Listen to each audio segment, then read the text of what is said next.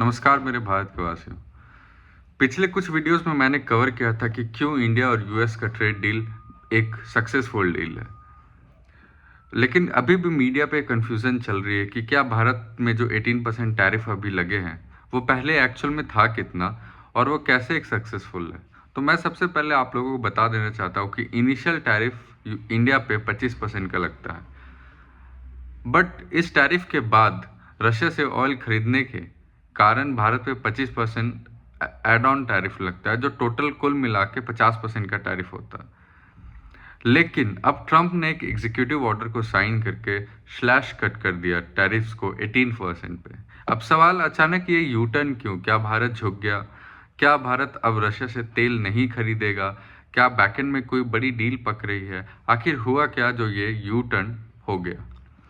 लेकिन इसके पहले हम सबसे पहले जाते हैं 2022 में, यानी जहां से ये गेम स्टार्ट होता है। यूक्रेन और रशिया का वॉर जब स्टार्ट होता है तो बड़े बड़े वेस्टर्न कंट्रीज ने रशिया पर सैंक्शन लगा दिए।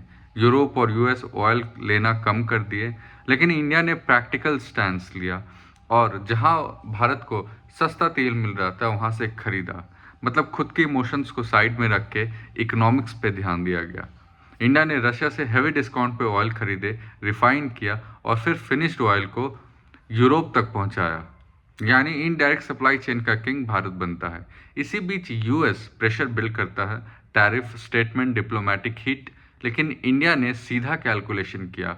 रशिया से जो cheap oil Bharat 4-5 billion dollar का ट्रेड कर रहा है, क्या यूएस ट्रेड डील को सीधा कंपनसेट करके और बेनिफिट दे सकती है?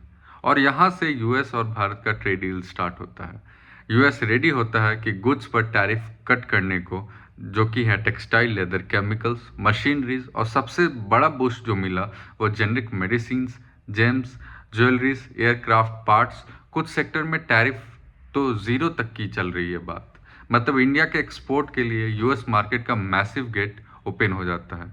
रिटर्न में इंडिया ने भी कुछ यूएस गुड्स पे टैरिफ कट करने का वादा किया है, जैसे कि tree nuts, soya oil, industry product. लेकिन core agriculture, wheat, rice, dairy, poultry fully protected है, जो कि कहीं कहीं आपको ये भी एक फेक न्यूज़ टाइप फैलता हुआ दिखेगा। फार्मर रेड लाइन क्रॉस नहीं हुई है, जो कि सबसे इम्पोर्टेंट है। अब बिगेस्ट क्वेश्चन ये है, क्या इंडिया रशिया से ऑयल लेना बंद कर देगा? तो देखिए दोस्तों, मैंने पिछले कई वीडियो में आपको हर बार ये बात बताया है कि ऐसा नहीं होगा। इंडिया सोर्सिंग डाइवर्सिफाई करेगा, रशिया से कम लेगा बट ज़ीरो नहीं करेगा।